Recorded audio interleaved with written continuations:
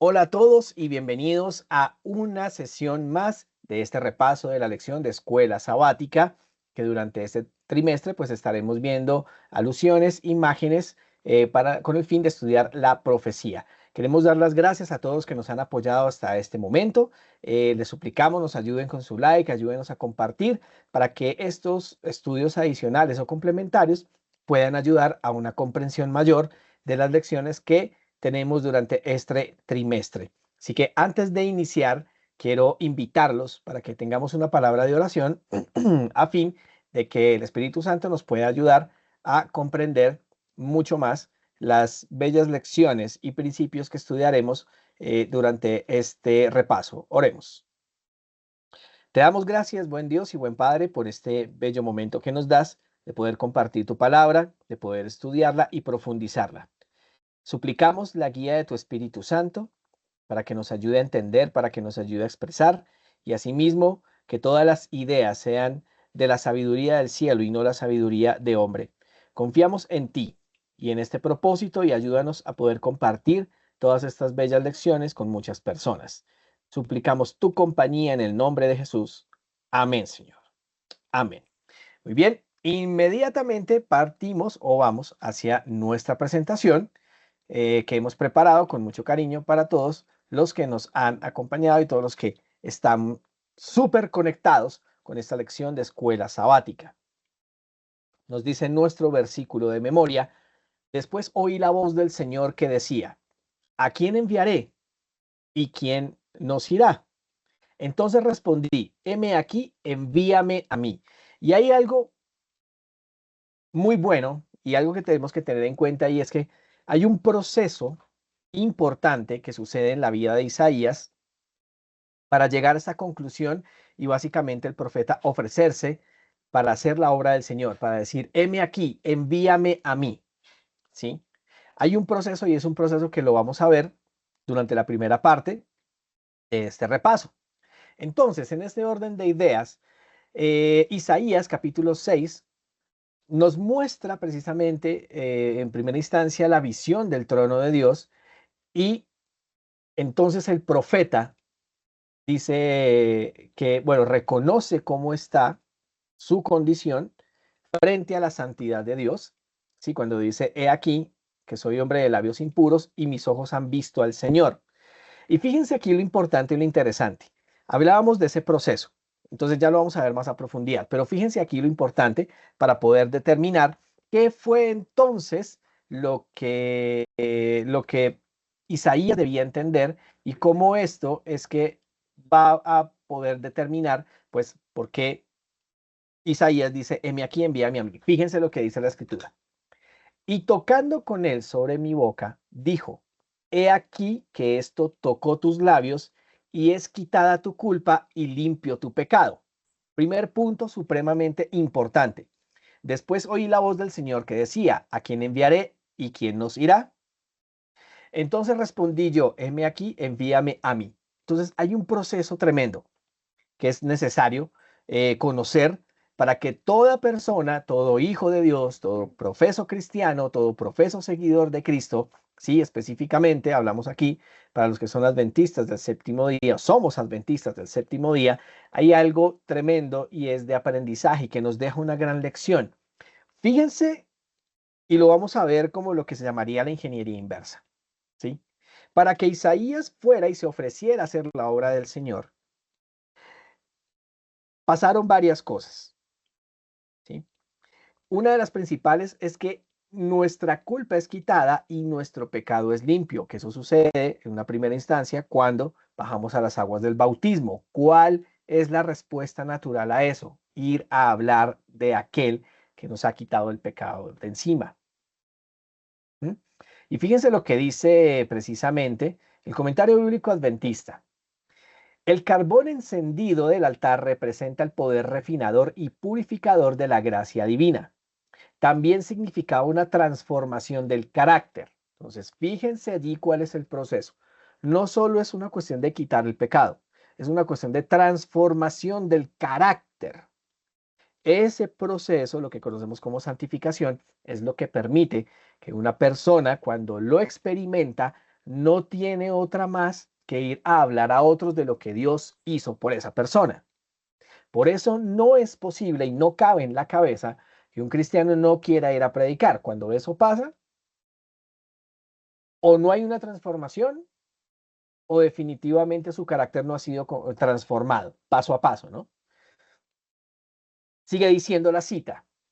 Desde ese momento, el único gran deseo de Isaías para su pueblo fue que ellos también pudieran experimentar la obra de purificación y transformación. Por eso lo que decía, cuando ya como cristiano, como hijo de Dios, una persona experimenta la santificación, experimenta esa transformación, esa purificación, la respuesta inmediata es ir a hablar a otros para que también lo experimenten.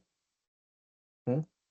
La predicación del evangelio no es para que usted se haga famoso, no se trata de eso, es decirle a las personas, yo quiero que usted experimente lo que yo experimenté. ¿Mm? Termina esta primera parte de la cita diciendo, nuestra mayor necesidad hoy es que nuestros labios sean tocados con el santo fuego del altar de Dios. Y si bien es cierto, todos los cristianos, todos los que son profesos cristianos, somos de labios impuros. Que el proceso de purificación y de transformación del carácter es un paso a paso, por supuesto que sí. Pero ahí viene una gran necesidad. Y fíjense lo que decía Isaías en el capítulo 6, versículo 6. Ay, mis ojos, soy hombre de labios impuros y mis ojos han visto al Señor, han visto a Dios. Condición, sí, que eso lo vamos a ver en esta diapositiva, en la siguiente diapositiva, que es, Isaías reconoce su condición, Dios limpia a Isaías de su pecado, Isaías se ofrece para la misión y esto aplica para nosotros hoy. El problema es que hoy mucha gente, en especial los jóvenes, no quieren ir, aunque Dios les haga la pregunta, ¿quién irá por nosotros? Ya hoy en día las personas, los cristianos, no quieren decir, Señor, heme aquí, envíame a mí. Ya no pasa hoy. ¿Mm? Entonces, vamos con esta tercera cita que es bastante importante. Dice, Isaías tenía un gran deseo que todo profeso cristiano debería tener, que Israel pudiera ser salvo. Sabía que el castigo pronto caería sobre el pueblo culpable y anhelaba que los israelitas abandonaran sus pecados. A partir de entonces, la única tarea de Isaías sería la de llevar el mensaje divino de amonestación y esperanza a Israel, a fin de que pudiera captar la visión del amor y de la santidad de Dios para ser salvo.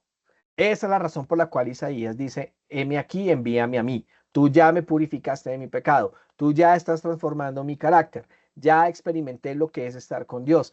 Entonces, ¿hubo una amonestación para mí? Por supuesto que sí. Dios me hizo caer en cuenta de lo malo que estaba haciendo. En ese orden de ideas, es Dios quien me purifica, es Dios quien limpia mi pecado. ¿Sí? Es Dios quien transforma mi carácter, es Dios quien puede hacer lo que yo no puedo hacer por mí mismo, solo me queda ir a hablar a otros para que también lo experimenten. Ese es el punto clave de esta parte de la lección. Y por eso plantea una pregunta interesante al final del día lunes. Plantea esa pregunta interesante y es el hecho de por qué. ¿Cuál sería la excusa para no ir a hablar a otros de lo que tú ya experimentaste? Entonces, es necesario hacer un examen de conciencia interno para decir, ¿lo estamos haciendo? ¿Hay una transformación real de mi carácter? ¿He experimentado la gracia divina del Señor? ¿He experimentado esas cosas que tanto me dicen o que tanto habla la Biblia? ¿Qué pasa conmigo? ¿Qué pasa con mi experiencia con Dios? Si es una experiencia cercana, es una experiencia únicamente superficial. Si es superficial, probablemente eso me esté llevando a que no esté hablando con otros de la gracia salvadora del Señor y su gracia transformadora. Interesante punto. Siguiendo con la lección, precisamente hablando de los querubines, dice precisamente allí Génesis capítulo 3 y el versículo 24. Echó pues fuera al hombre y puso al oriente del huerto del Edén querubines y una espada encendida que se revolvía por todos lados para guardar el camino del árbol de la vida. Específicamente se está hablando de las funciones de los querubines, ¿sí? Y si algo pasa o hay algo arraigado en esa función de los querubines, Eso lo podemos ver en otros versículos bíblicos. Y aquí estamos viendo en nuestra diapositiva lo siguiente. Fíjense, aunque se nombran en otras partes, pero fíjense algo interesante. En el arca de la alianza o en el arca del pacto, se decía, bueno, esa es la versión según la visión de Ron Wyatt, ¿no? Se decía que se debían colocar 2 querubines en el propiciatorio y que la presencia de Dios aparecía en medio de los querubines. Tenían sus alas extendidas a fin de proteger precisamente o protegerse de la presencia de Dios.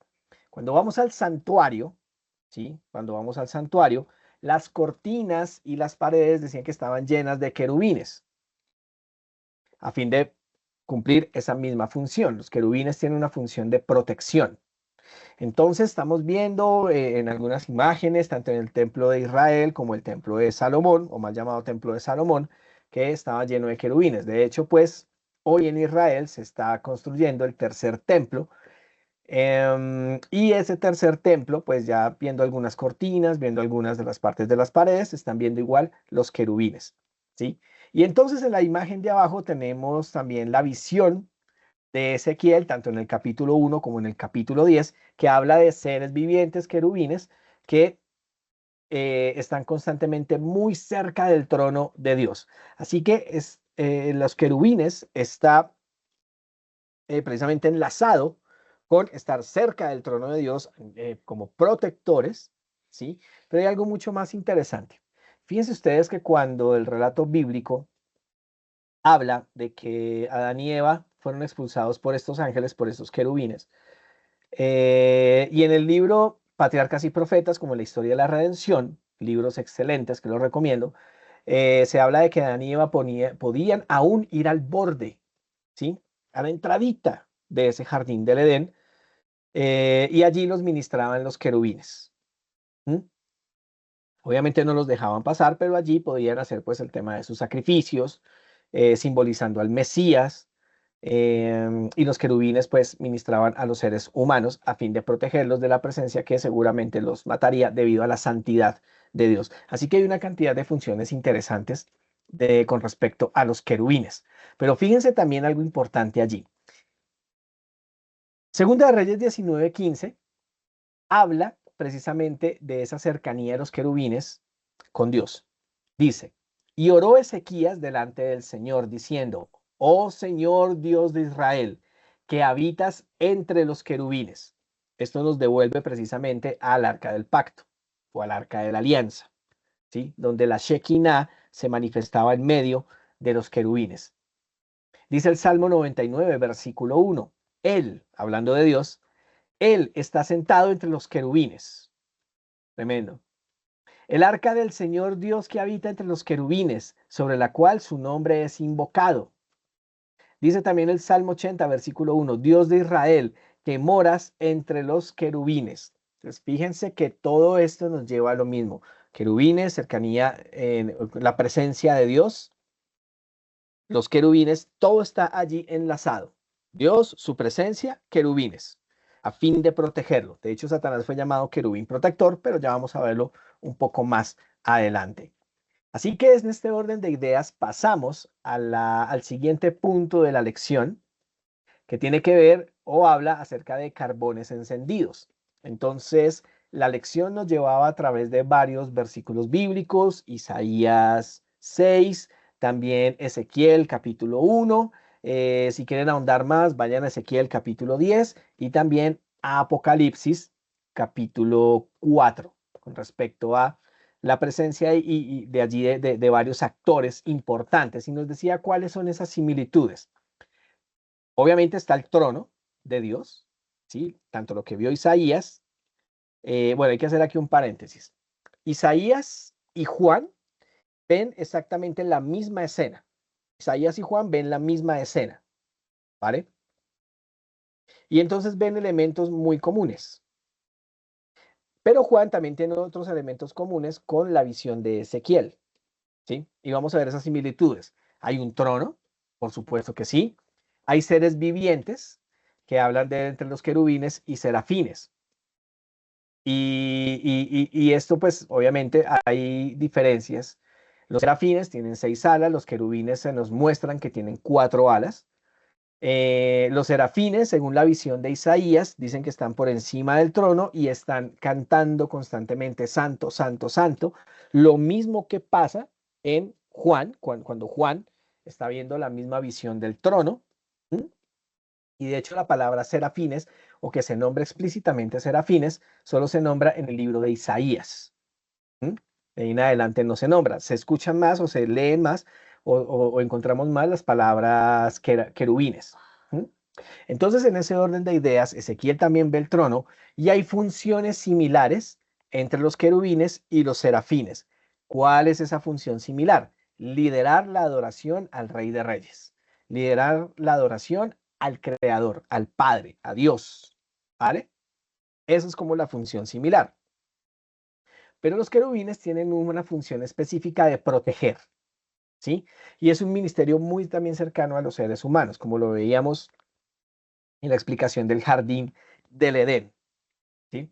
Entonces, en ese orden de ideas, pasamos al siguiente punto de la lección, que es bastante interesante, y es que nos muestra precisamente que Dios quiere habitar en su pueblo, en medio de su pueblo, entre su pueblo. La imagen que estamos viendo acá corresponde a un esquema o a un dibujo de cómo estaban repartidas las tribus de Israel y el santuario de Dios estaba aquí en la mitad, entre su pueblo.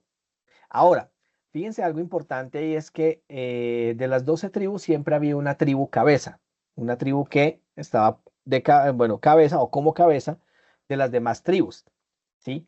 Aquí vemos pues se me olvidó cómo se llamaba. Aquí vemos precisamente una brújula que está volteada a fin de dar con la dirección exacta de dónde estaban pues estas tribus. Al oeste, al oeste precisamente estaba la tribu de Efraín como cabeza de Manasés y de Benjamín. Dan está como cabeza de Aser y Neftalí. Judá estaba como cabeza de otras dos tribus que no alcanzamos a ver acá, y Rubén de Simeón y Gad. Ahora, en ese orden de ideas, se preguntarán ustedes, bueno, ¿y estas cuatro pequeñas quiénes son? Bueno, corresponde a la tribu de Leví, que estaban repartidas entre los campamentos de Moisés, Aarón y sus hijos, Cohat, Gersom y Merari, que son estas cuatro que están acá. Pero ¿qué es lo importante aquí? Dios quiere habitar en medio de su pueblo. Cuando ordena la construcción del santuario en Éxodo 25:8, deja claro que me construirán un tabernáculo, me construirán un santuario a fin de que viva en medio de ellos. Ahora, según la tradición, ¿sí? Según la tradición, cada tribu tiene una diferenciación, un estandarte, el cual pues habla o lo representa. Esta tradición pues viene a partir de Génesis 49, cuando vino la bendición precisamente de Jacob hacia sus hijos, y estos estandartes están representados de esta manera. Entonces vamos a ver aquí Rubén, las aguas impetuosas. Simeón habla de un reino, de las puertas de un reino ya destruido. Leví, las 12 piedras del pectoral. Judá, el león, de donde vendría el Mesías. Dan, la serpiente. Precisamente Jacob le dice que Dan es como una serpiente que muerde o que sí, que muerde el talón del caballo a fin de que el jinete caiga. Neftalí, que es como una pequeña cierva. Benjamín, que es como el lobo. José, que habla de que será muy fructífero. Isaacar, que es como un burro o un asno poderoso, ¿sí? También pues vemos aquí el Zebulón, Asher, que habla de frutos, y Gad, que habla de campamentos o habla de tiendas. Entonces, estas tribus, cada una tenía su estandarte, y esto pues según la tradición judía. Ahora, en ese orden de ideas, hay algo importante, y es que cuando enlazamos las 12 tribus de Israel y vemos la nueva Jerusalén, en esa nueva Jerusalén vemos 12 puertas en las cuales están escritas las 12 tribus de Israel. Y aparte de eso, pues tiene allí una, una piedrecita preciosa, una piedra preciosa. Hay varias cosas que allí analizar porque el pectoral del juicio tenía 12 piedras preciosas que simbolizaban a las 12 tribus de Israel. Pero fíjense algo interesante, algo muy, muy interesante, y es que en las 12 puertas cuando ustedes van a ver, por ejemplo, Apocalipsis 7, ustedes van a ver Apocalipsis 7, se nombran a las 12 tribus de Israel, pero dentro de esas 12 tribus no se nombra a Dan. Dan no está, es reemplazado. ¿Por qué? En la descripción y en los comentarios les dejo un video precisamente explicando por qué no está Dan. ¿Cuál fue la razón por la cual Dan fue reemplazada por otra tribu? Y así como adelanto les digo que tiene mucho que ver con el hecho de por qué Judas fue reemplazado por Matías. Tiene mucho que ver, pero no se pierdan ese video que está espectacular. Lo importante de todo esto es que en medio, ¿sí? Dice que la Nueva Jerusalén será puesta como capital y que allí Dios finalmente va a habitar en medio de su pueblo, como siempre fue su deseo. Dios quiere habitar en medio de su pueblo. Por eso es importante que haya un altar en la casa, un altar para el Señor, un altar para Jehová, un altar para Yahvé, como lo quieran llamar. Es importante entonces que no se deje de realizar el culto familiar, es importante que no se haga el culto, perdón, que no se deje de hacer el culto personal. Es muy importante porque Dios quiere habitar en medio de su pueblo y quiere habitar en ti. Entonces, esto nos lleva a la siguiente parte de la lección, que es la caída de Lucifer. Y entonces vamos a ver aquí ¿qué fue lo que pasó? Según Ezequiel 28, se dice que se halló en ti maldad, te llenaste de iniquidad, se enalteció tu corazón a causa de tu hermosura. Recordemos que era el ángel más bello, más excelso, lleno de piedras, coralina, topacio, carbunclo, un montón de piedras preciosas. Y fíjense qué fue lo que pasó. Dice también Ezequiel 28, corrompiste tu corazón, profanaste tu santuario, y la idea mayor de rebelión que ocurrió en la cabeza, en el cerebro de este ser que fue creado perfecto es: seré semejante al Altísimo, según lo que nos dice el libro de Isaías. Miremos este esquema bastante interesante, donde vamos a ver cuál era la condición de Lucifer antes de la caída y terminamos cómo fue su condición después de la caída. Ahora, cuando miramos las condiciones antes de la caída, fíjense que Lucifer fue puesto como querubín protector. De hecho, era el puesto más importante después de Dios. ¿Mm? Era de hermosa vestidura. Estas imágenes las logramos gracias a la inteligencia artificial. Obviamente no nos arroja exacto, pero nos acerca bastante tal vez a eh, lo que fue Lucifer en su momento. Tenía una hermosa vestidura. Vivía en el santo monte de Dios y se movía en medio de las piedras de fuego, y perfecto era en todos sus caminos. Esa era la condición antes de la caída. Pero fíjense que en el trayecto empieza, eh, pues digamos, la caída de Lucifer, que es cuando primero se halla maldad, y cuando se halla la maldad peca, ¿sí? Se llena de iniquidad, también dice Ezequiel 28. Dice Dios que lo echó del santo monte, o sea, de pasar de vivir en el santo monte, Dios lo echa del santo monte. Y hay otra interesante declaración, y es que Dios dice: de entre las piedras de fuego te arrojé. Y finalmente la condición después de su caída. En el libro Primeros Escritos hay una descripción que hace precisamente la hermana White con respecto a una visión que tuvo el enemigo. Dice que tenía una frente muy ancha, que no había perdido su potestad, que tenía un cuerpo grande, pero que sus carnes le colgaban de la cara y de las manos, que su mirada seguía siendo horrible, es una mirada horrible, es una mirada desafiante, es una mirada llena de maldad. Y en testimonios para los ministros, por ejemplo, se habla precisamente de una descripción, es que su sonrisa aterra, es una sonrisa realmente aterradora. Todo esto fue o fue como quedó la condición después de la caída, pero fíjense que no todo fue de una, fue un paso a paso. No hay explicación para el origen del mal, porque precisamente estaba viendo en un ambiente perfecto, simplemente nació.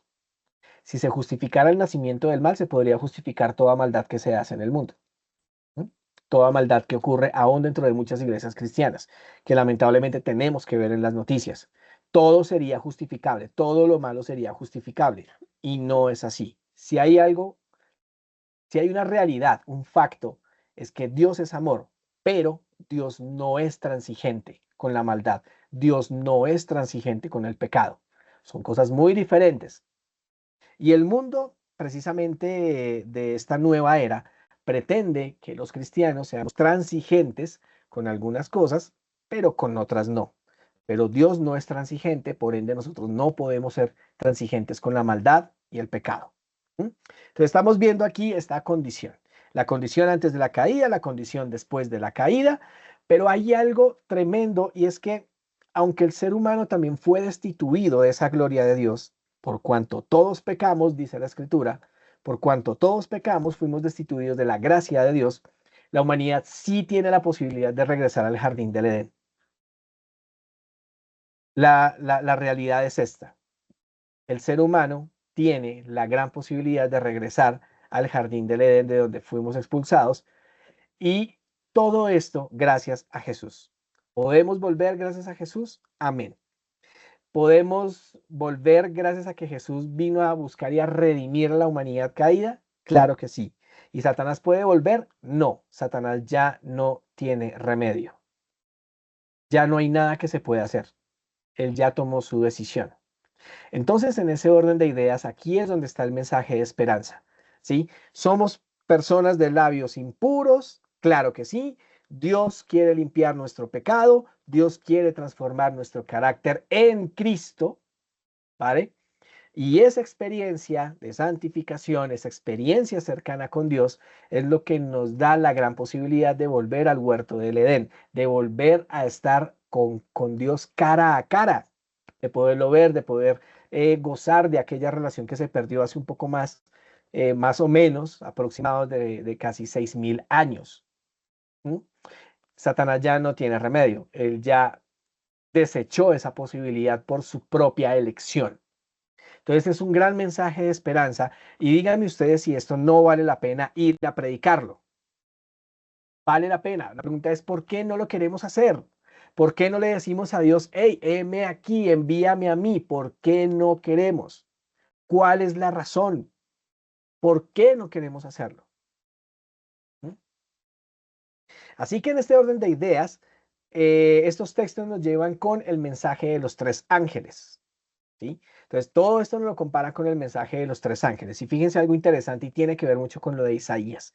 El mensaje del primer ángel dice que Juan vio un ángel que iba por toda nación, tribu, lengua y pueblo, dándole un mensaje de temer a Dios y darle gloria porque la hora de su juicio ha llegado. La palabra ángel significa mensajero y ese ángel simboliza un movimiento, ¿sí? Una iglesia que entiende que estamos en el momento del juicio, que entiende que hay que llamar a la gente a arrepentimiento, que entiende que tiene que predicar un mensaje de transformación, un mensaje de salvación, donde Dios quiere salvar a la humanidad. Pero también Jesús dijo, la mies es mucha y los obreros son pocos. Hoy en día el cristiano solo quiere entretenimiento, solo quiere sentirse bien. Ahora le metieron todo el cuento de humanismo y no quiere ir a predicar el evangelio. Son pocos cristianos realmente que se encuentran en las redes sociales, en la calle, utilizando los diferentes medios para dar este mensaje de amonestación. Y es un llamado precisamente, hermanos míos, adventistas del séptimo día. ¿Qué pasa? ¿Por qué no estamos haciendo la obra? ¿Por qué no estamos saliendo a predicar este bello mensaje? Este mensaje de los tres ángeles, que va a salvar a mucha gente, que va a permitir que muchos empiecen ese experimento, esa experimentación de vida con Dios, que los va a transformar, que les va a dejar ver las cosas de manera diferente como tal vez nosotros lo estamos viendo. ¿Por qué no estamos aprovechando los mensajes que nos dejó el Espíritu de Profecía a través de todos sus escritos? ¿Mm? Y que pueda ayudarnos en ese camino de transformación. ¿Cuál es nuestro papel, hermanos? ¿Cuál es nuestro papel? Y no quedarse. ¿Mm? Y aquí pasamos a esta parte de la diapositiva. ¿Cuál es nuestro papel? La Biblia dice, el Señor Jesucristo, id y haced discípulos. No es quédense sentados esperando a que les lleguen. Id, haced discípulos. ¿Sí? Heme aquí, envíame a mí. ¿Por qué no queremos hacerlo? ¿Sí? Hay que ejecutar obras para alcanzar a las personas. Eso implica hacer cosas afuera, no adentro, afuera. ¿Mm? Y esto implica precisamente que tengamos un compromiso personal con Dios. No es solo el pastor, no es solo el anciano, no solo es el director de ministerios personales, no, es un compromiso personal con Dios. Pero para que eso sea factible, para que eso sea posible, es necesario que tú mismo, tú misma tengas una experiencia de vida personal con Dios, que permitas que Dios desate su poder en ti y puedas ver lo que Dios puede cambiar y transformar. No es fácil, no es fácil, no es sencillo, pero se puede y es una bendición. Y por supuesto, ser dirigidos por el Espíritu Santo. No hay obra fructífera siempre y cuando el Espíritu Santo no sea quien la dirija. Estaba hace unos días, el sábado pasado precisamente, fuimos invitados a una iglesia en el sur de Bogotá, la Iglesia de Redención, donde allí el pastor Álvaro de la Cruz estaba teniendo una maratón profética. Lo invitaron para tener una maratón profética. Y allí precisamente hace caer en cuenta muchas cosas. Y una de esas es hacer la obra. ¿Cuál obra? O sea, salimos, tomamos fotos, hacemos un impacto, pero ¿cuáles son los frutos? ¿Cuáles son los frutos? Y entonces también se hacía una serie de denuncias que también las hago yo, y es el hecho de que hoy en día nos gusta más el entretenimiento, que pensamos atraer personas con el entretenimiento, pero no con el estudio. ¿Sí? Hoy en día la gente está mucho más enterada de lo que pasa tal vez en la Champions League, qué pasó con Cristiano Ronaldo, qué pasó con Messi, qué pasó con, qué sé yo, los presidentes de diferentes países, pero no tenemos ni la más remota idea qué es lo que está pasando proféticamente a nuestro alrededor. Y entonces no estamos dando el mensaje certero. ¿Qué pasa? ¿Qué pasa? ¿Por qué? Es algo que tenemos que interiorizar de manera personal, pero también es necesario interiorizarla como cuerpo de iglesia que somos. ¿Mm? Muy importante eso. De esa manera, pedir que el Espíritu Santo nos dirija en cada obra que que tenemos que hacer a fin de que dé fruto. Pedir que el Espíritu Santo dirija nuestra vida a fin de que demos fruto. Juan lo decía, haced frutos dignos de arrepentimiento. ¿Mm? Frutos dignos de los cuales Dios pueda obrar su poder y podamos decir, Dios puede cambiarme, Dios puede hacer cosas. Interesante, ¿no? Bien, después del regaño, simplemente les doy las gracias por haber escuchado este video, por haberlo visto, por haberme acompañado. Queremos terminar con una oración, no sin antes invitarte a que me sigas en mis redes sociales. Me puedes encontrar como Gordo Adventista en la red social de YouTube y también en TikTok, Gordo Adventista. Gracias por apoyarme en en esta gesta de tratar de colaborar con con esta obra y de poder compartir las notas que este servidor muy amablemente prepara para que todos podamos ser edificados. Terminemos con una palabra de oración y nuevamente agradecido por su presencia. Oremos.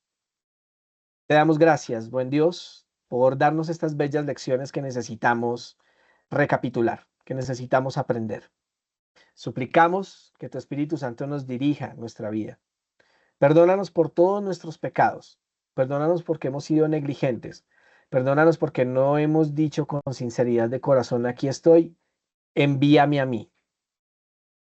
Ayúdanos en este propósito. Ayúdanos a entender el gran mensaje de esperanza y al igual que Isaías, reconocer nuestra verdadera condición delante de ti para que tú, por medio de tu poder, nos puedas limpiar, nos puedas purificar a fin de que podamos ir a hablar a otros del gran mensaje de amonestación, pero también de esperanza, y que haya ese mismo sentir que hubo en Isaías, de ir a hablar a otros para que se puedan salvar. Por favor, bendícenos durante el resto del día, durante este fin de semana. Gracias y bendice a todos los que han escuchado este video y lo han compartido en el nombre de Jesús. Amén, Señor.